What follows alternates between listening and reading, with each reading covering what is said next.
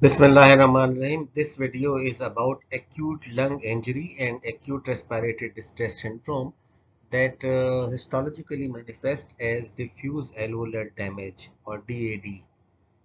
So these are the references for this video. Before going to the content of this lecture, I would like to show you this clinical problem. A 63-year-old man is hospitalized for a severe case of lobar pneumonia with sepsis. Within first 24 hours of his hospitalization, he develops worsening respiratory failure that required intubation. On chest X-ray, there is presence of bilateral patchy opacity, and he became progressively hypoxemic even with increased oxygen delivery via the ventilator.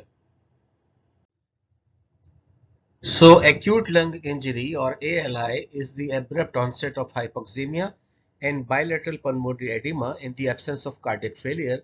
So it is a non-cardiogenic pulmonary edema. Then it is a well-recognized complication of diverse conditions including both pulmonary and systemic disorders, while acute respiratory distress syndrome is the manifestation of severe acute lung injury. The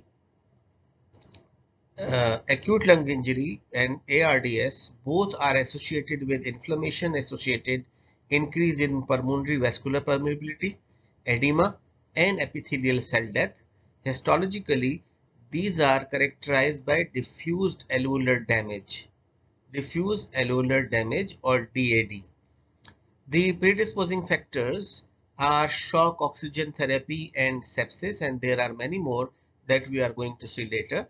And when the acute lung injury appears acutely in the absence of known triggers and follows a rapid progressive clinical course, it is termed as acute interstitial pneumonia.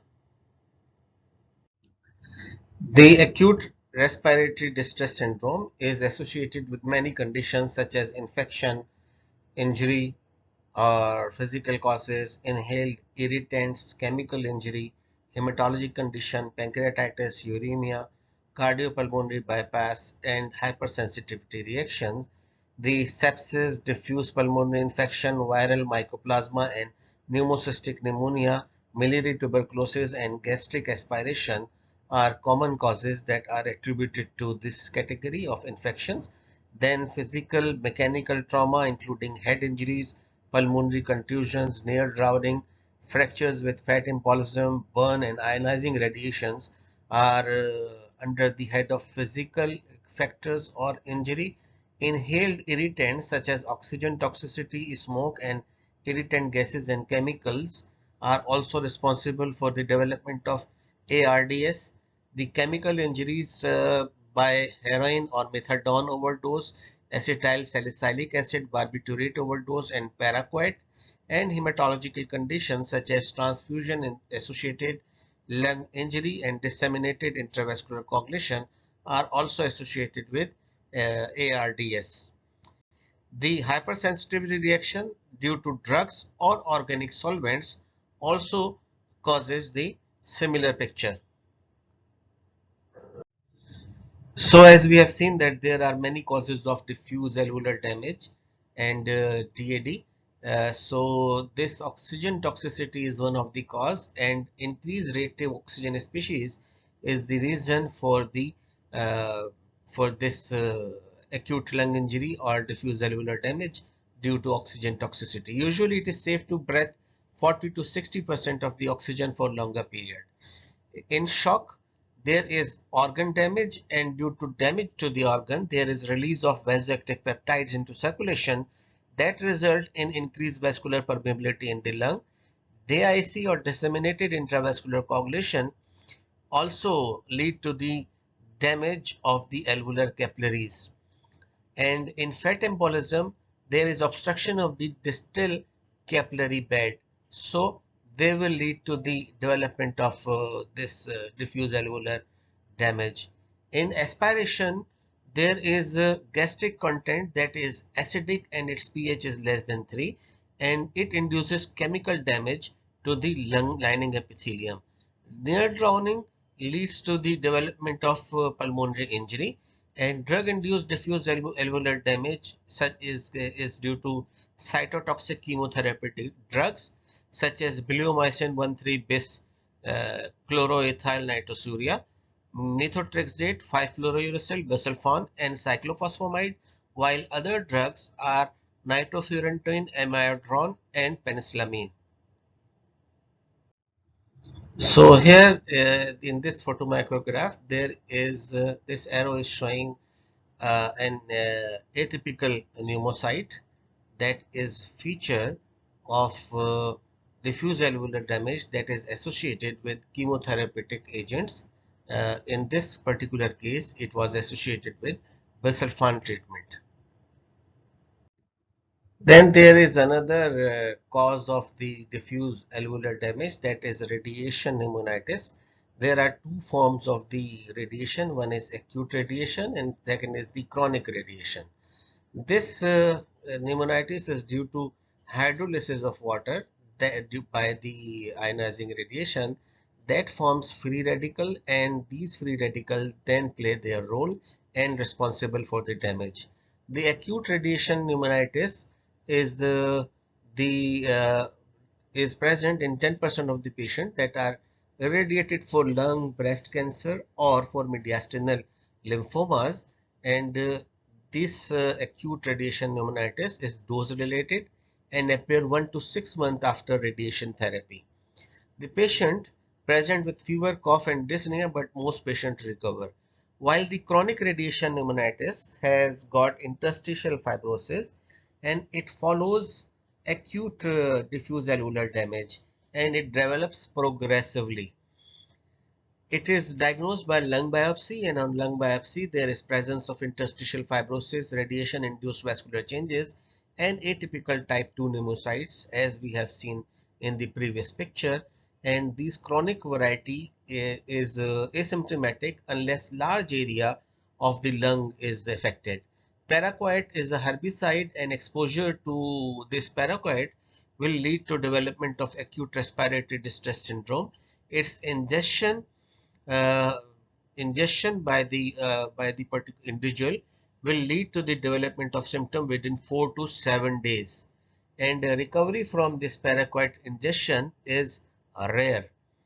There is severe intraalveolar exudate and organization, and it is it has got more usual interstitial fibrosis. Alveolar framework persists and airspace is filled with loose granulation tissue. Now coming to the pathogenesis of acute lung injury, the endothelium injury and activation is the main problem in the pathogenetic event in this acute lung injury. This endothelium can be activated through directly by the injurious stimulus, or it can be activated indirectly by the injury to the pneumocyte, and this injury to the pneumocyte is sensed by macrophages, and then there is release of TNF, and this TNF will subsequently activate the endothelium. Alternatively, the endothelium may be activated in the scenario of severe tissue injury and sepsis by the circulating inflammatory mediators. So when this endothelial is activated, there is increased expression of adhesion molecule, increased procoagulant protein, and increased chemokine in that area, and as a result there is neutrophilic adhesion to the endothelium, and these neutrophils then migrate into interstitium and alveoli, and in the alveoli and the interstitium there is degranulation of these neutrophils that is due to that will cause the injury due to proteases, reactive oxygen species, cytokines, and neutrophilic extracellular traps. They are also responsible for the uh, injury directly to the lung tissue.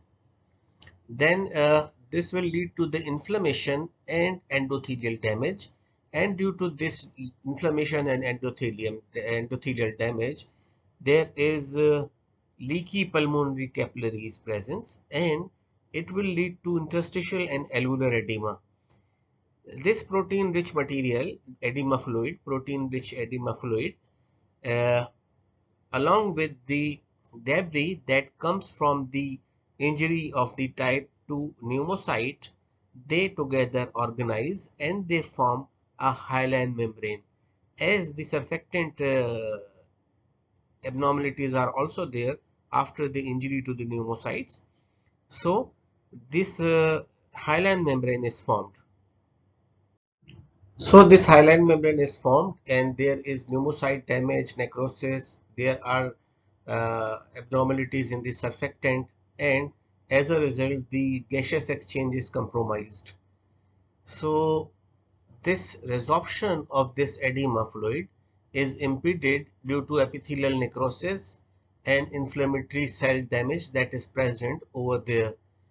When the injurious stimulus is decreased, there is activation of macrophages, and these macrophages then play their part in removal of the debris, and fibrogenic cytokines are released from these macrophages, such as transforming growth factor beta and platelet derived growth factors, and these cytokines are responsible for release of fibroblast growth factor that is then responsible for collagen deposition, and it leads to fibrosis of the alveolar wall. Then type 2 pneumocyte proliferation is also happens, and this lead to the reconstitution of the alveolar lining, and there is proliferation of uninjured endothelium that will result in endothelial restoration. So these are the steps through which uh, the the endothelium restores. This illustration is describing the event we have just discussed. On your left, there is a normal alveolus, and this alveolus is showing that nicely arranged bronchial epithelial cells are there, and the type 1 and type 2 pneumocytes are lying on a basement membrane, and they are intact. And on the luminal side, there is thin bluish surfactant layer that is covering, that is lining this alveolus. There is this yellowish alveolar macrophages that is present inside this alveolus, and and in the interstitium, the green, there is this green color interstitium, and these are lying in close proximity with a capillary in which the endothelial cells are normal.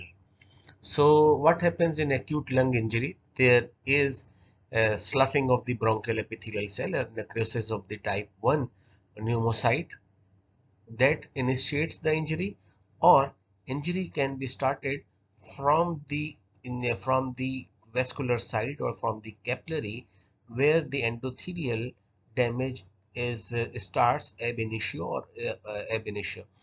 So when the endothelium is activated by any mean, it is going to release the neutrophil, and neutrophil to the alveolus, and in the alveolus the neutrophils are going to release reactive oxygen species cytokines and proteases, and as a result of these cytokines, there are local damaging effect.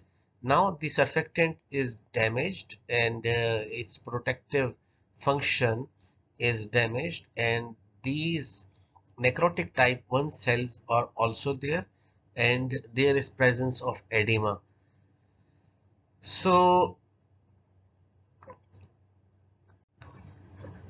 all these edematous proteinaceous fluid and the debris that is coming from there and abnormal surfactant that lead to development of a membrane that is the hyaline membrane, pinkish eosinophilic material that lines the alveolus. So this is termed as hyaline membrane. Also there is a deposition of the fibrin, and there is edema into the interstitium and edema into the alveolus both, and when when the injurious stimulus is decreased, these alveolar macrophages, they release tumor necrotic factor, interleukin 1 and other cytokines that are responsible for further damage, or if in the case of the decrease in the injurious agent, they will lead to the deposition of the collagen by the activity of fibroblast, or they will restore the endothelial cell, or, or and there is proliferation of the pneumocyte and restoration of the alveolar structure. The lesions that are present in the acute lung injury are unevenly distributed. There are areas that are stiff and poorly aerated, and areas with normal level of the compliance and ventilation. So there are the normal areas and the areas that are injured. Then, due to the presence of poorly aerated areas, there is mismatch of the ventilation or perfusion that will result in hypoxemia and cyanosis. The acute lung injury is more common and it has got worse prognosis in smokers and chronic alcoholics, and it is also seen in a number of genetic variants that have increased risk of acute respiratory distress syndrome, some of which are due to the genes that are linked to the inflammation and coagulation. This is the simplified view of the events that we have just discussed in detail. Here, there is presence of edema both in the interstitium and in the alveolus.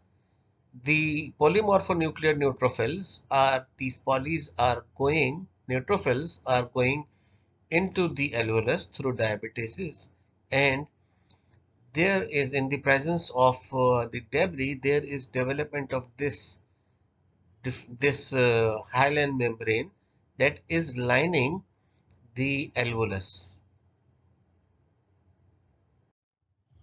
Now, morphology of the acute lung injury is characterized by presence of three stages. First is the acute exudative stage, then there is proliferative or organizing stage, then third stage is late and it is termed as fibrotic stage. The acute exudative stage occurs during first week, and in this stage the lungs are heavy, firm, red and boggy, and on electron microscopy the degenerative changes in the endothelial cells and type 1 pneumocytes can be discernible, while on light microscopy there is presence of congestion, there is edema, that is both interstitial and intraalveolar, presence of inflammation, deposition of fibrin and diffuse alveolar damage. On day 2, the alveolar lining become waxy, and it is hyaline membrane that are morphologically similar to the hyaline membrane that is seen in the hyaline membrane disease of the neonate. These alveolar hyaline membranes are eosinophilic, pinkish and glassy, and they consist of the precipitated plasma proteins and the cytoplasmic and nuclear debris that is derived from the sloughed epithelial cells. During the proliferative or organizing stage that occurs during the second week of the injury, the type 2 pneumocytes, they start proliferate and granulation tissue is formed in the alveolar wall and spaces. The granulation tissue then dissolves at the end of the second week, and later there is later in the fibrotic stage there is thickening of the or fibrotic thickening of this area uh, that will result in scarring of the alveolar septa. This is the gross appearance of the lung. Here this cut section of the lung is showing the glistening surface with firm to rubbery consistency, and the virtually this is airless lung. This photomicrograph is showing the histological appearance of diffuse alveolar damage during the acute exudative phase. Here, the alveolar septae are thickened by edema and there is sparse inflammatory infiltrate, and there is presence of this pinkish acellular material that is lining the alveoli. This is the hyaline membrane. In this photomicrograph, the histology of the uh, acute respiratory distress syndrome is showing is these are pointing towards the hyaline membrane. Some of the alveoli are distended while some of the alveoli are collapsed. On high power view, this alveolus is showing that the hyaline membrane is lining the alveolus. The surrounding capillaries are congested and there is presence of inflammatory cell also. This photomicrograph is showing the histopathology of diffuse alveolar damage in low magnification. Here the alveoli are filled with fibrin-rich edema fluid and inflammatory cells. These are derived from the damage to the endothelium and epithelial cells. So this is the medium magnification in the diffuse alveolar damage, and at this magnification you can see that the alveolar walls are congested and there is expansion due to inflammation. There is presence of this hyaline membrane also. Finally, when the organizing phase occurs, there is presence of fibroblast and loose connective tissue as is marked in this photomicrograph. The patient of the acute lung injury may present with dyspnea, tachypnea. He may develop respiratory failure or hypoxemia and cyanosis. On X-ray, there is presence of diffuse bilateral infiltrate in the lung. The hypoxemia may be refractory to oxygen therapy due to mismatch in ventilation perfusion, and respiratory acidosis may occur. The lungs are coarse uh, and stiff during the early stage of the disease, and it is due to loss of functional surfactant. So intubation and highly ventilatory pressure is needed to maintain the gaseous exchange. No proven specific treatment is available for this acute lung injury, and mortality is due to sepsis, multi-organ failure, and severe lung injury. In 2016, a 50-country study was carried out that revealed that incidence of this acute lung injury in ICU patient is 10.4%, and mortality if the patient age is more than 60 years, it is 90%, while the overall mortality for mild cases is 35%, for moderate cases it is 40%, and for severe cases it is 46%. Now the outcome of the disease, the majority of the cases recover completely, while some lead to the development of interstitial fibrosis, and some of the severe cases will lead to development of chronic pulmonary diseases such as hypertension. This is the CT image of diffuse alveolar damage. This picture is showing extensive brighter bilateral ground glass opacification of the lung parenchyma. Now coming back to the case scenario we discussed in the start of this video, a 63-year-old man is hospitalized for a severe case of lobar pneumonia with sepsis. Within the first 24 hours of hospitalization, his condition worsened. He developed respiratory failure and required intubation. On chest X-ray, there were bilateral patchy opacities, and he became progressively hypoxemic even with increased oxygen delivery via the ventilator. So the case was diagnosed as acute respiratory distress syndrome. Thank you very much.